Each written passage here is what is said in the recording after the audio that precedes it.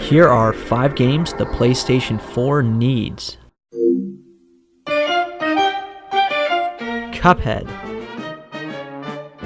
The PlayStation Network is home to most of the best indie games out there. Sure, it has a lot of shit titles too, like that one Tiger game, but that still doesn't discount the list of quality games available on PSN. Fez, Super Meat Boy, and Undertale all eventually made their way to the PS4. Xbox, on the other hand, has a fair amount of dope exclusives, which I can respect. But god damn, why does Cuphead have to be an Xbox exclusive? Probably one of the coolest and most unique looking game out there. It's a run and gun game, which is something we don't really see anymore, and probably as difficult as a Contra game, but a little more fair. Featuring an overworld, levels dedicated to bosses, fantastic character designs, and animation.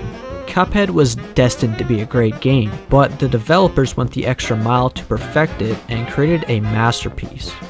I know this game will never come to PS4, but I know I'm not the only one who wishes it would. Uncharted Golden Abyss. I'm one of those people who actually enjoyed the Uncharted games, and I really didn't think they would make another installment after the 4th game. Only 1 year later and Naughty Dog released Uncharted The Lost Legacy. It was a much shorter game and had some decent chapters, but overall I found it incredibly boring and have no intentions of revisiting it. As much as I love the Uncharted series, I didn't want another sequel or prequel. I was kind of hoping Drake's Uncharted 4 would be an end for the franchise. If anything, I'd like to see Golden Abyss get ported to the PS4. So many games these days get remakes and remasters, from PS2 to PS3, PS3 to PS4, PSP to PS2, PSP to PS3, 3DS to PS3, 3DS to PS4, and of course PS Vita to PS4. It really is surprising that Uncharted Golden Abyss never got ported to the PlayStation 3 or PlayStation 4.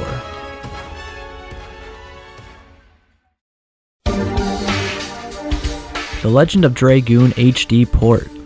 Among the wide variety of JRPGs on the PlayStation 1, The Legend of Dragoon holds up pretty well compared to the other titles. It has great music, interactive turn-based combat, and stellar background art.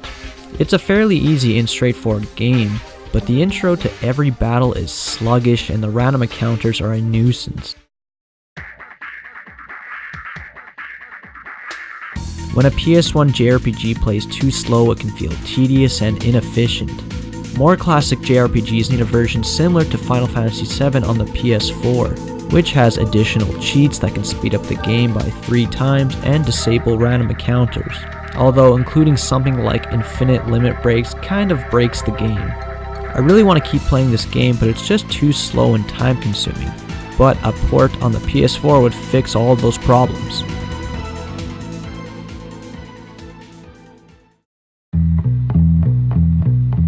Bully 2. You know, it's really cool seeing so many great classic games get a sequel or an HD remaster.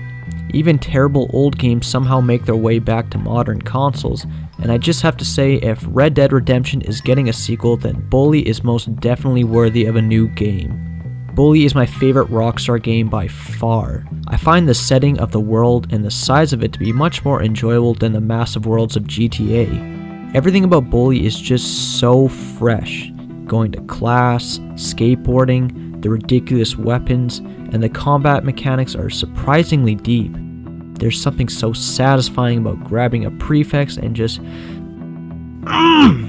right to the groin. It never gets old. So yeah, Bully College Edition. I can't wait, Rockstar. I really can't.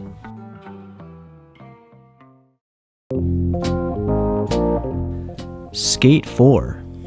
Skateboarding video games used to be a really trendy genre, specifically in the PS1 and PS2 era of gaming. The Tony Hawk Pro Skater games were easily the most popular, but competition was still out there, and by competition I mostly mean Tony Hawk Pro Skater clones.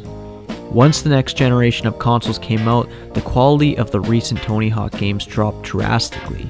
Around the same time, Electronic Arts released their new critically acclaimed skateboarding game, EA Skate. EA Skate was such a breath of fresh air in the skateboarding game genre. It changed our standards of playing skating games and basically shied away all competition, including the Tony Hawk games. But after EA Skate 3, Black Box Studios eventually went under and EA just kinda lost interest in the series. A few years later, and Activision decided to release one last Tony Hawk Pro Skater game, and it was an embarrassment, not just to skateboarding games but the entire video game industry. And for like 5 years now, gamers and skaters have been persistently asking and demanding EA to make Skate 4. Just look at any social media post by EA and you'll see dozens of comments in a row demanding Skate 4. So there's obviously a gap in the video game market as well as clear demand for more skateboarding games. So why doesn't EA make Skate 4? The skate games are by no means technically advanced or anything. It'd only take a small fraction of EA's staff to make Skate 4.